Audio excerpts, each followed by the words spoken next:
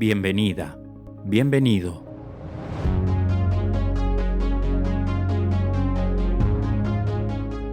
Nos miramos en el espejo 2 o 3 veces al día, y sin embargo, reconoce más un cambio físico aquel que no nos veía hace tiempo que nosotros mismos. ¿Por qué? Porque nos hacemos obvios, y esa obviedad mata el asombro necesario para ver los cambios, lo nuevo.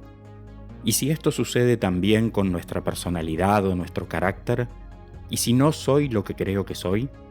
No soy lo que fui, ni soy lo que los demás creen que soy, y quizás tampoco lo que yo creo ser, ni lo que quiero ser.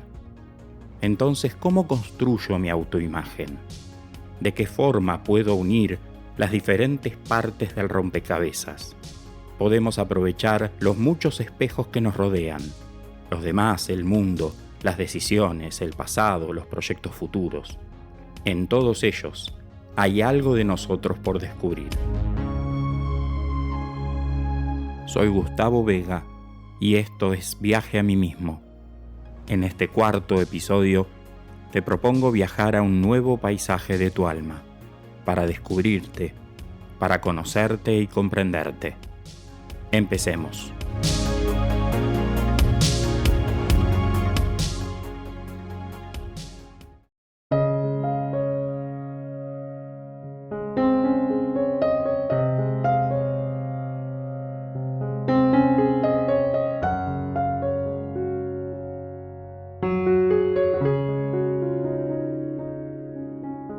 Hola, ¿cómo estás?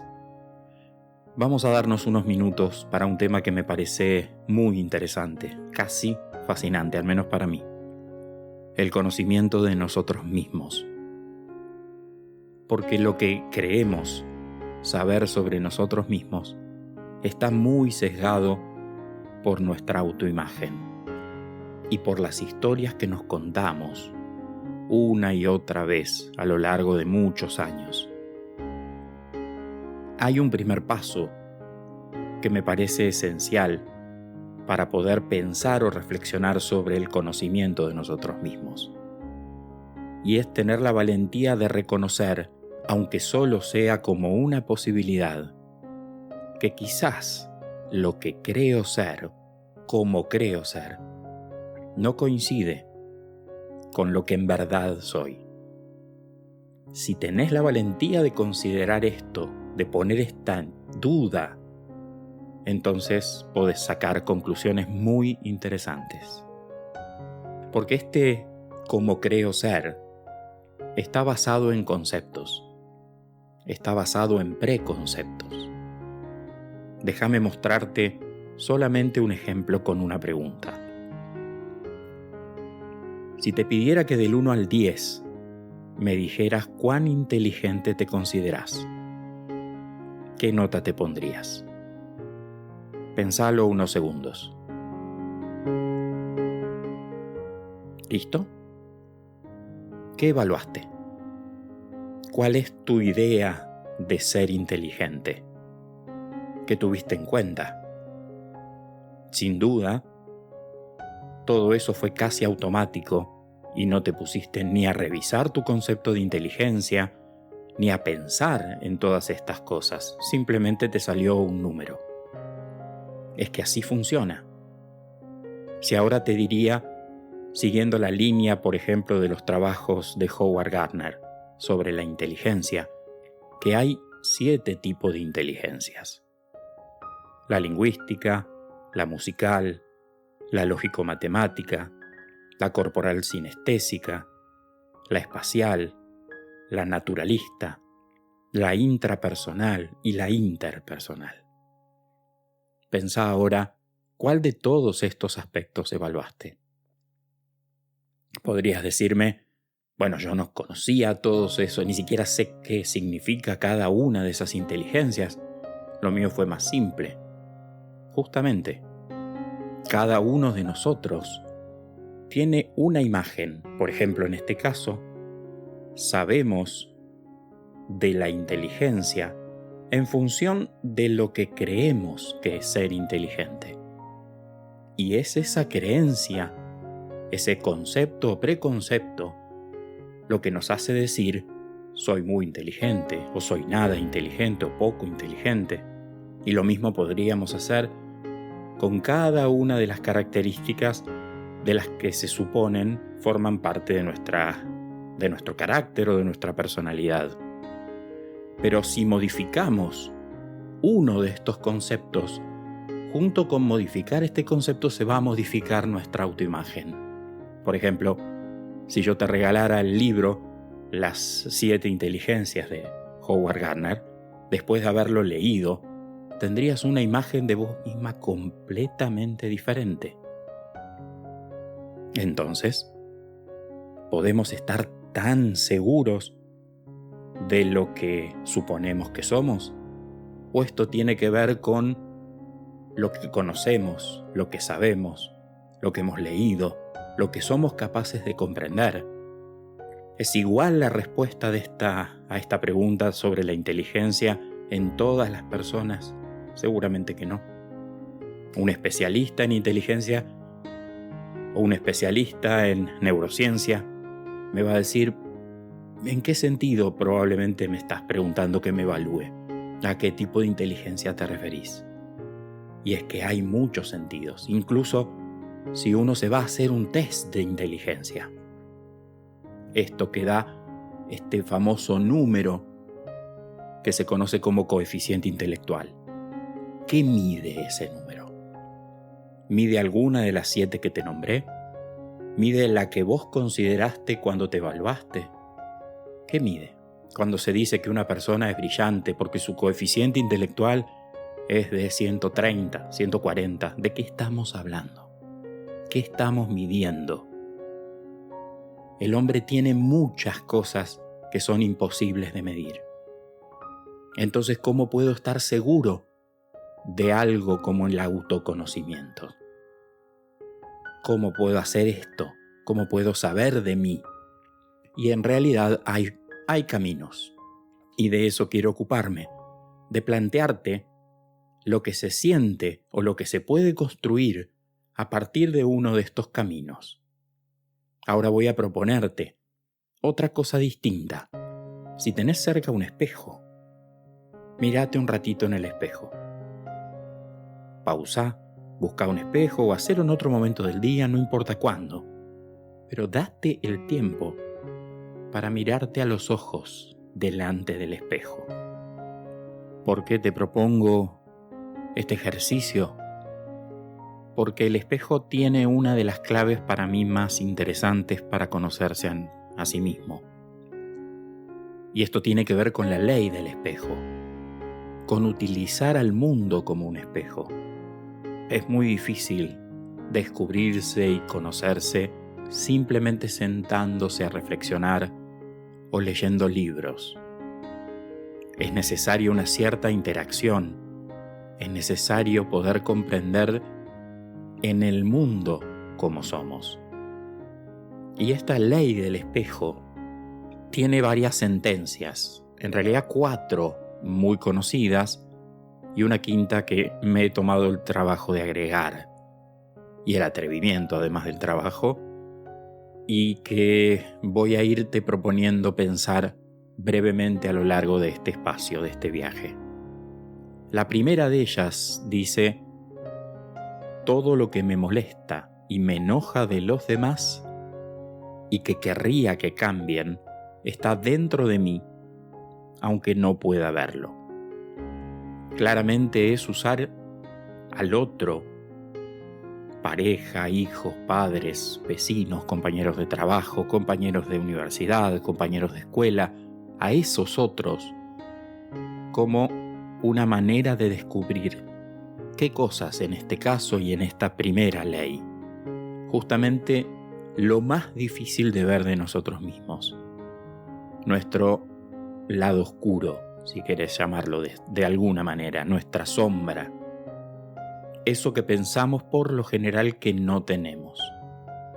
Vuelvo a repetirte esta primera ley: todo lo que me molesta y me enoja de los otros está dentro de mí aunque no pueda verlo. Y no es que no puedo verlo simplemente, no quiero verlo. Date unos minutos si querés, o un tiempo, o proponete el siguiente ejercicio. Repasá mentalmente o en un bloc de notas, en tu bitácora de camino, un diario si lo tenés, una agenda, donde quieras. Repasá aquellas personas con las que tuviste fuertes desencuentros. Aquellas personas que despertaron de vos lo peor. Ira, enojos, rabia, furia, lo que quieras. Todas esas personas que, como solemos decir, nos sacan, que te sacaron. Podés hacer una lista de estas personas. Pero la cosa no queda allí. Y podés ir un paso más allá. Y es pensar, más allá de todas las personas que pudiste poner en esa lista, exactamente qué de cada uno de ellos es lo que te provoca tanto rechazo. ¿Qué es? ¿El egoísmo? ¿La mentira? ¿La traición? ¿El engaño? ¿La manipulación? ¿Cuáles son esas cosas? Y si vas tomando persona por persona esas que te fuiste encontrando a lo largo de toda tu vida, o de los últimos años, o de la semana pasada, y te pusieras a hacer este trabajo de ver exactamente qué es lo que te provoca rechazo de esa persona que decís es una cuestión de piel, no me cae, no me llevo bien, no puedo estar cerca. ¿Por qué? ¿Qué tiene que te provoca eso? En general nunca es el otro, a todo el otro el que nos provoca eso, es algo del otro. Poner en palabras, llegar a darnos el tiempo para pensar en ese algo del otro que nos saca. ¿Qué es? Y cuando vayamos haciendo uno por uno esta nueva lista de defectos, porque van a salir defectos, vamos a ir viendo que muchos de ellos se repiten en una o en otra persona. En personas que conocimos hace poco, hace mucho y hace mucho más. Pero siempre hay algo, ese mismo algo que tienen esas personas en nuestro pasado es lo que nos sacó. Y los que vengan, porque todos los otros que estemos a punto de conocer o por conocer más adelante que tengan estos mismos defectos, nos van a provocar lo mismo. Nos van a volver a provocar rechazo. Nos van a despertar reacciones de esas que tienen que ver sobre todo con la constelación de la ira. La ira, diría, en todos sus niveles. Podemos hablar de un nivel sutil como el fastidio, bronca, vamos subiendo, enojo, rabia, ira propiamente dicha, furia.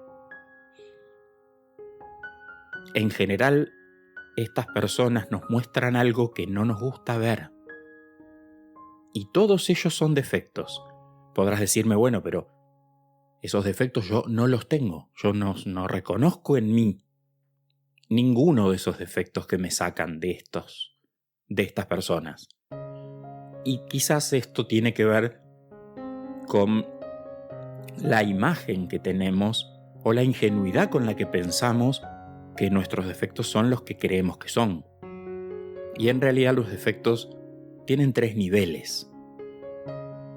Voy a tratar de describirlos mínimamente tal cual los he ido encontrando en mí. Hay un nivel de defectos muy evidente, que yo los he llamado defectos blancos, que son defectos que sé que tengo, los reconozco y de alguna manera acepto tener. Y es esta aceptación de estos defectos justamente lo que los hace blancos, porque si alguien bromea acerca de uno de estos defectos de mí, yo me río junto con esa broma. Soy capaz de reírme porque lo veo. Y también incluso nosotros muchas veces somos capaces de bromear en torno a defectos que tenemos en este plano, en este nivel de defectos. Después, hay otro tipo de defectos que yo los he llamado defectos grises, que son aquellos que sabemos que tenemos, pero no hemos aceptado. No son livianos de tener, nos avergüenza, nos da pudor, vergüenza tenerlos, y por supuesto que el otro se dé cuenta que los tenemos nos pone incómodos. Si alguien nos hiciera una broma con alguno de estos defectos, sin duda que no nos causaría ninguna gracia, porque no hay aceptación. Estos defectos están como desintegrados de lo que nosotros pensamos. Es como cuando estamos enojados con nuestra propia imagen, evitamos el espejo. A mí me ha pasado muchas veces que siento que estoy excedido de peso o que estoy en alguna de esas etapas de disconformidad, por ejemplo, con mi cuerpo. Evito el espejo, no me paso rápido, no me miro mucho o me miro rapidito, como para no ver lo que no quiero ver. Bueno, con esto tienen que ver los defectos grises. Son esos que no queremos ver. Y finalmente están los más profundos, los defectos que yo he llamado negros, que son aquellos que ignoramos porque nos parecen repulsivos. Son demasiado pesados, demasiado oscuros y están en un plano inconsciente, completamente reprimidos. Por supuesto, si alguien nos hiciera una broma con alguno de estos, se ganaría un enemigo. Aquí no solo que no hay aceptación, no hay conciencia. Están en lo profundo, duermen allí, reprimidos completamente. Y hay que estar muy atento para hacerlos visibles, porque estos no los podemos ver cara a cara. En absoluto sería admitir que dentro de nosotros hay una especie de monstruo que no es fácil reconocer, claro está. Esta lista, este trabajo sobre las cosas que nos provocan rechazo de los demás, es un trabajo de mucha honestidad con nosotros mismos.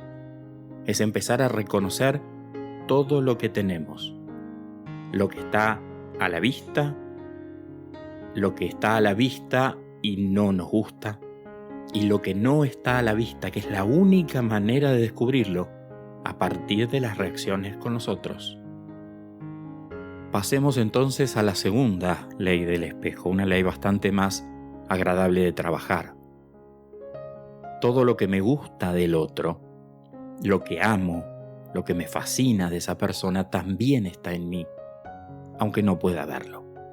La primera de las leyes me ofrece la posibilidad de mirar mi lado oscuro.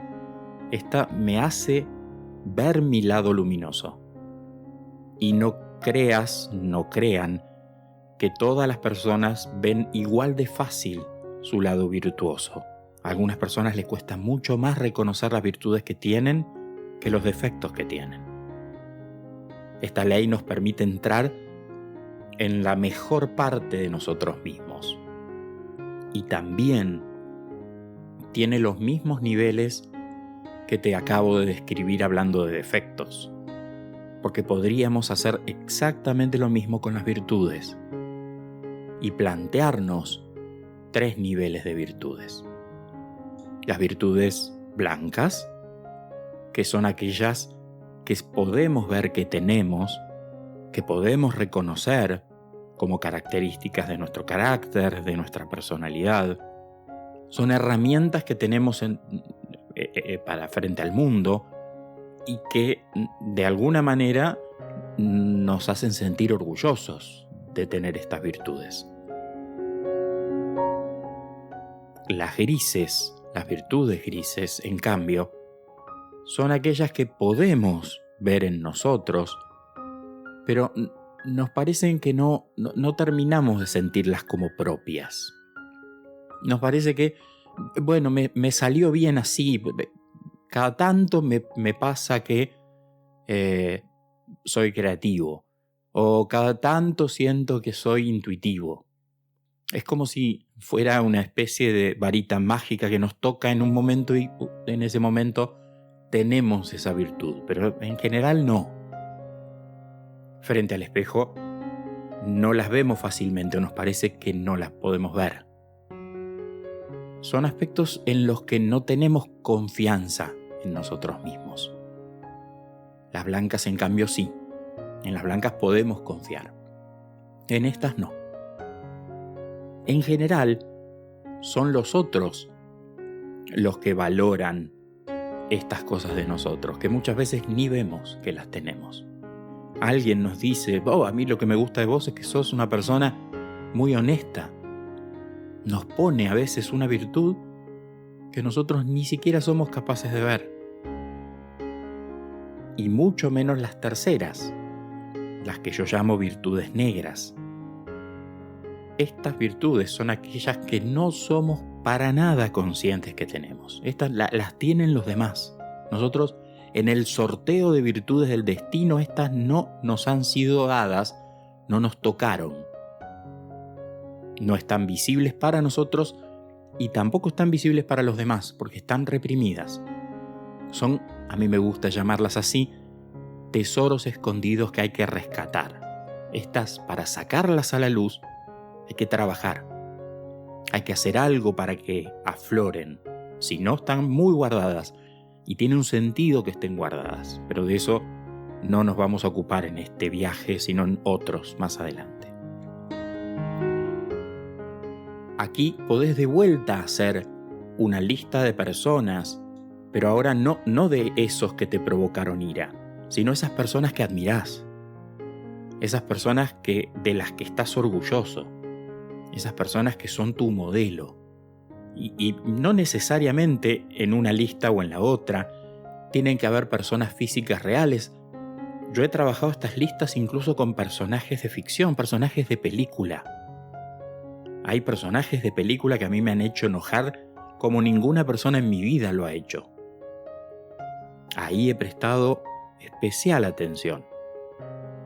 Hay personas a las que admiro y las tengo como de alguna manera referentes, modelos, que por supuesto no he conocido. Nelson Mandela, yo tengo con Nelson Mandela una particular fascinación con su vida, con sus decisiones.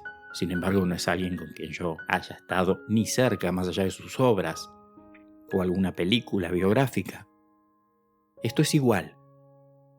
Tomamos contacto ahora en esta segunda ley, día a día, pero sirve hacerlo hacia atrás para poder hacerlo día a día, de todas aquellas personas con las que hay una cierta buena onda, una cierta gratitud de estar cerca de esa persona. Y de vuelta, no nos quedamos con toda la persona, porque como nosotros, esas personas a quienes admiramos, también hay defectos, también tienen un lado oscuro.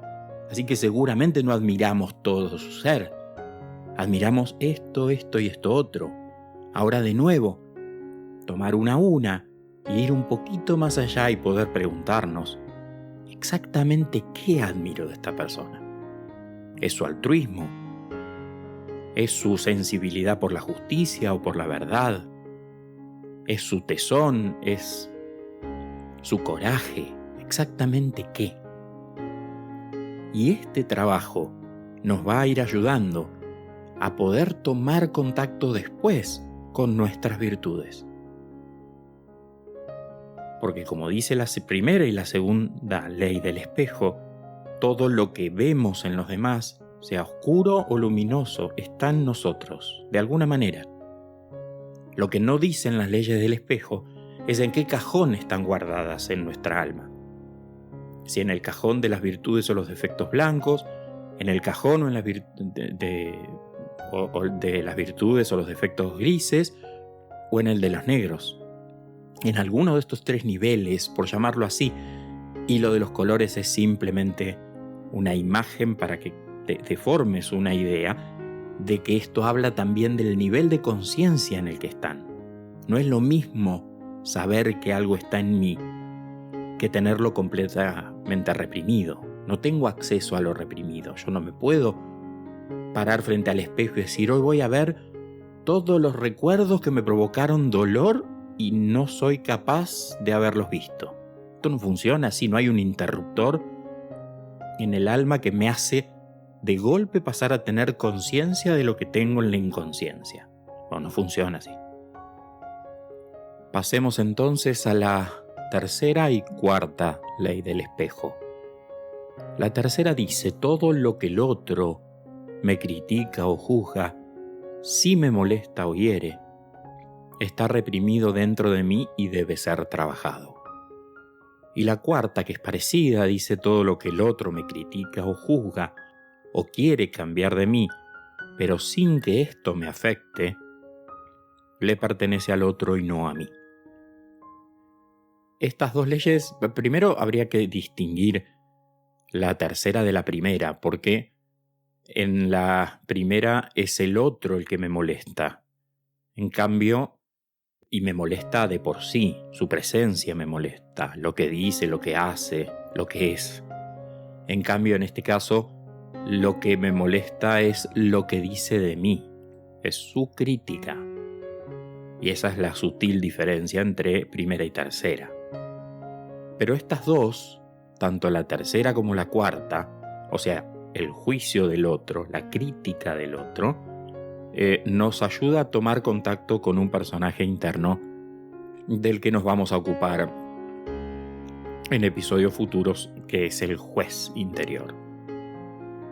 Este juez es alguien que todo el tiempo tiene una voz que podríamos llamar moral acerca de lo que es correcto y lo que no es correcto, lo que está bien y lo que está mal. Y todo el tiempo hace en función de eso veredictos internos que tienen que ver con el hacernos sentir culpables, por ejemplo, o inocentes, víctimas.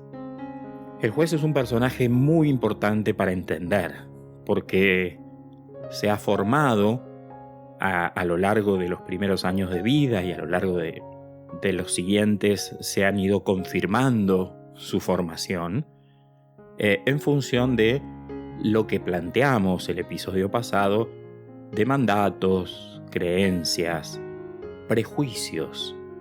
Todos estos conceptos, todas estas órdenes internas, de alguna manera conforman lo que sería el libro de leyes de este juez interior. Entonces, cuando el otro dice algo o me critica algo, ese algo que me critica resuena o no resuena como en una caja de resonancia interior. Y es ese mundo interior el que va a crear una molestia o una cierta indiferencia porque no pasa nada con eso. Esa diferencia entre que me enoje lo que está criticándome o que no me afecte es lo que hace o lo que me ayuda a tomar conciencia de cómo son todos estos veredictos interiores que tienen que ver con nuestra propia historia y no con lo que el otro dice. El otro dice lo que dice y no importa. El tema es lo que nos decimos a nosotros mismos, porque son muchas las veces en que el juicio del otro o al juicio del otro se suma el de nuestro juez interior. Entonces ambos como uno se potencian y nos hacen sentir molestos, diría como retados desde afuera por ese otro, porque ese reto también tiene que ver con nuestra historia, con esos retos del pasado frente a situaciones similares. Es como si alguien nos dijera que no está bien lo que estamos haciendo, lo que decimos o lo que pensamos, incluso lo que sentimos. Esto nos provoca rechazo, displacer. Este tipo de comentarios nos ayudan a ver esto que tiene que ver con nuestro pasado. Debemos poder observar, porque el otro lo único que está haciendo es hacer de espejo, mostrar. Lo que dice es simplemente un puente a nuestra autocrítica. Lo de afuera potencia lo de adentro. Y la reacción es solamente consecuencia de este mundo interior que está siendo disparado por los comentarios del otro. Lo mismo ocurre, pero con alguna particularidad frente a los comentarios sin que me pase nada. En este caso, la cuarta ley del espejo, la no reactividad interna, me muestra que esto no tiene nada que ver conmigo, ni con mi pasado, ni con mi juez. A veces ese otro menciona como crítica algo que ya simplemente es por mí conocido, ya lo he aceptado, lo he comprendido. Entonces no hay reactividad porque la trabajé. El tema de la reactividad es un tema muy importante, porque es quizás una de las pocas maneras. La reacción es el resultado visible de algo que nos dolió. Cuando no hay reacción, simplemente es porque detrás o hay un tema ya superado, digamos, transformado a través de nuestro trabajo, o no es un tema nuestro y es un tema completamente del otro. Por eso muchas veces se dice, tu crítica habla más de vos que de mí, justamente porque nosotros no tenemos absolutamente nada que ver con lo que le está diciendo. Yo personalmente me he acostumbrado a observar mucho mis reacciones, porque las reacciones son una falta de libertad interior. En la reacción no soy capaz de hacer una pausa para tomar una decisión. Frente a determinado estímulo, yo respondo, pero esa respuesta automática, absolutamente inconsciente, es lo que me ayuda a entender qué hay detrás. No seguramente en ese momento, porque justamente en ese momento, al no haber una pausa entre el estímulo y la respuesta, y eso es por definición una reacción, al no haber una pausa no soy capaz de poner conciencia. Si hubiera puesto conciencia, no habría respondido seguramente de la manera en que lo hice. Es el tiempo, es la autoobservación, es la recapitulación o la revisión de las cosas que me pasaron, o a veces, muchas veces, una conversación serena con otro que me ayuda a ver, o con nosotros mismos en esa masticación que hacemos de las cosas que nos pasaron, la que nos ayuda a ver desde dónde respondimos, por qué surgió eso como surgió, sin que podamos hacer prácticamente nada al respecto. Este es un tema bastante interesante para los que de alguna manera tienen un rol de educador, como padres o como maestros de niños pequeños sobre todo, porque muchas veces los niños tienen en su forma de hacer, los adolescentes ni hablar, en su forma de decir, en su forma de comportarse, hacen o dicen cosas que nos molestan. Y nosotros, desde el lugar de adultos responsables de la educación, por ejemplo, adquirimos en lo que les decimos una especie de reto reactivo, que es absolutamente desproporcionado porque tiene que ver con lo que a nosotros nos pasa por lo que ellos acaban de hacer. Está basado en el enojo, está basado en el dolor y quién sabe en qué historias de mi propio pasado. Si soy capaz de trabajar esto, entonces puedo hacer una pausa en relación a lo que le voy a decir, en relación a lo que voy a hacer. Por eso muchas veces en cuestiones pedagógicas o en cuestiones educativas o en relación a los propios hijos, lo que podemos hacer es hacer un silencio. Esto de verdaderamente tomarnos un tiempo para ver qué exactamente es lo que tenemos que decir o hacer en función de lo que acaba de ocurrir. Y no simplemente la respuesta. La respuesta correcta a veces llega después, con una cierta serenidad. En la reacción esto no es posible. Por eso el tema de la reactividad me ha llevado a mí a formular una quinta ley del espejo, que la formulé de esta manera. Todo lo que te sucede a tu alrededor y te pone reactivo con cualquier nivel de intensidad de esa reacción, vive en vos como una historia del pasado que debe ser reconocida, sanada y liberada. El mundo externo es una ayuda para poder comprender el mundo interno, y las reacciones son para mí uno de los capítulos más interesantes a observar, simplemente porque en las reacciones no nos hacemos trampa, ni tiempo tenemos de hacernos trampa. En la reacción somos auténticos en función del pasado, y ese pasado es el que muchas veces tenemos que hacer consciente. Por eso, recapitular las cosas que nos desconcertaron incluso a nosotros mismos, por qué respondimos como respondimos, por qué dijimos lo que dijimos, por qué nos fuimos de esa manera de una reunión o de una conversación con alguien, pareja, amigo, hijos. En esa reacción que a veces no somos ni siquiera capaces de comprender cuando la estamos ejecutando, hay un manantial de cosas por descubrir. Y son esas reacciones las que nos ayudan a tomar conciencia de aspectos que no sería fácil observar de otra manera. Por eso es tan importante el trabajo con todas estas leyes del espejo, porque el mundo entero hace de espejo de lo que me pasa en este momento, incluso yo ahora que te estoy hablando, sin siquiera poder verte. Todas estas cosas nos provocan otras. El otro que me habla, el que no me habla, la indiferencia, lo que sucede en la calle cuando manejo, la impotencia frente a determinada situación que considero injusta.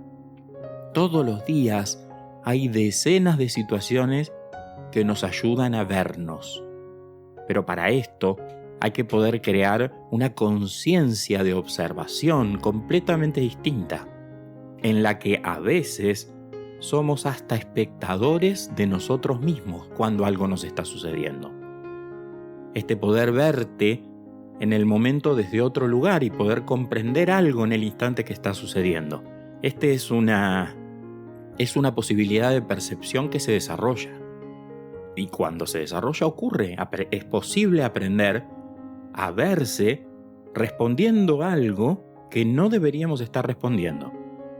A mí me ha pasado, aún cometiendo el mismo error, verme cometiéndolo.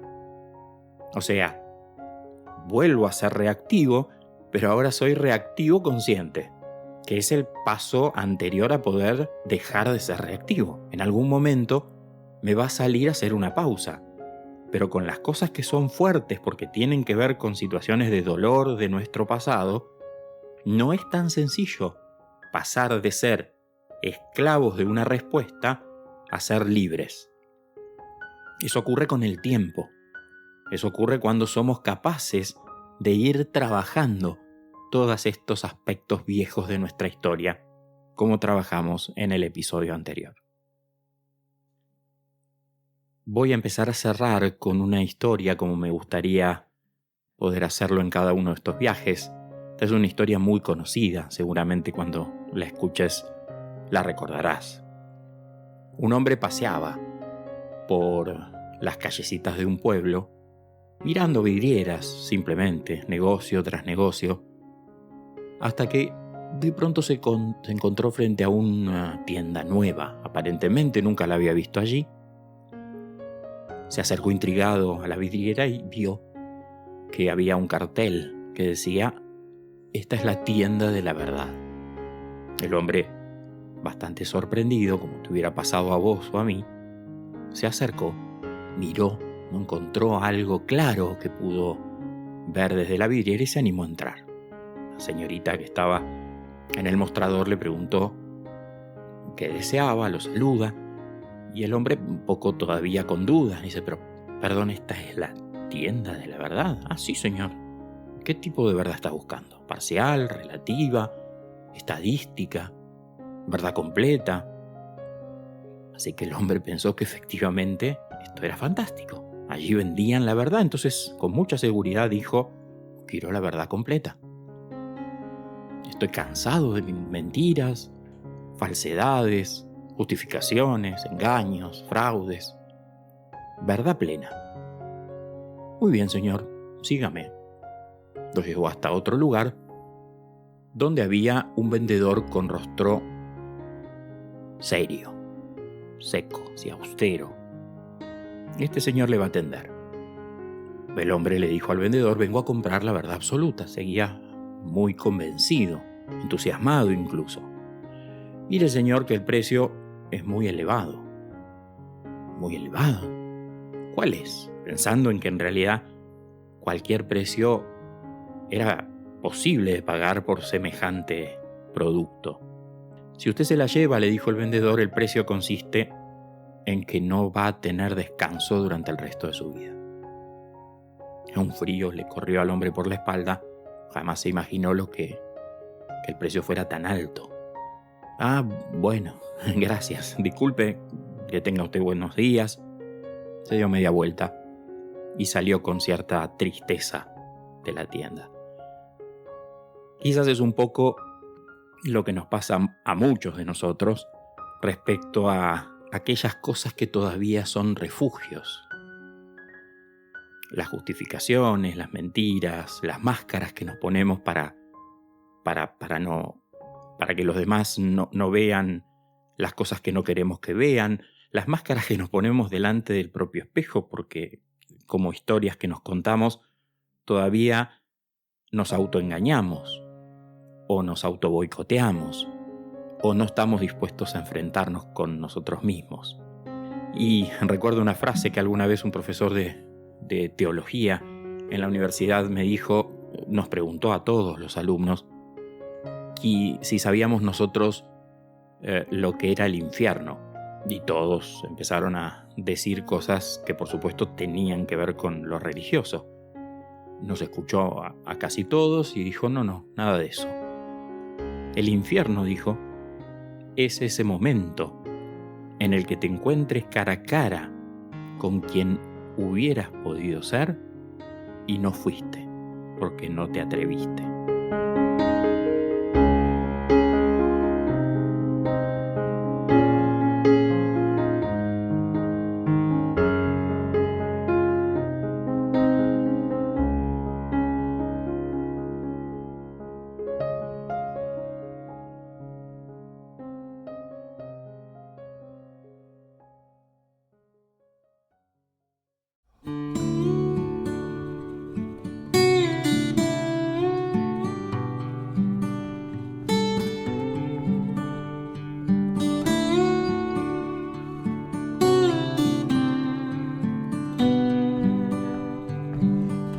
Me gustaría dejarte una serie de ideas como síntesis. La primera de ellas es que en muchos sentidos el cómo creo ser no coincide con el cómo en realidad soy, o con el cómo me ven que soy. La segunda es que en gran medida nuestra imagen está muy sesgada por juicios y conceptos que tenemos sobre cada cosa, y esos prejuicios son los que determinan nuestra manera de vernos. La tercera es que las personas que despiertan nuestra ira son espejos de defectos que tenemos y que quizás vemos, o que vemos y no aceptamos, o que ni vemos ni queremos ver en nosotros. Nuestros enemigos nos muestran nuestro lado oscuro. La cuarta es que las personas que admiramos son espejos de nuestro lado virtuoso, de nuestro lado luminoso. Eso que a veces vemos, que a veces creemos tener pero no estamos seguros, y también esas virtudes que ignoramos pero que viven en nosotros como tesoros por descubrir. Quinto, lo que nos critican y nos molesta, vive eso en nosotros como algo reprimido por nuestro juez interior y que podemos trabajar si nos lo proponemos. Sexto, lo que nos critican pero en realidad no nos molesta, no tiene que ver con nosotros y por lo tanto no es nuestro problema. Quizás sea una proyección del otro respecto a nosotros. Le pertenece a él y no a mí. Y por último, lo que sucede a nuestro alrededor y nos provoca algún tipo de reacción, que por lo general vemos después de que ocurrió, vive en nosotros como una historia de nuestro pasado. Como dijimos en el episodio anterior, este pasado debemos reconocerlo, sanarlo y liberarlo. Y este pasado conforma un hombre viejo. Es como si ese hombre viejo habitara en nosotros, y sus opiniones y consejos deberían ser tomadas como propuesta y no como orden para ser cumplidas.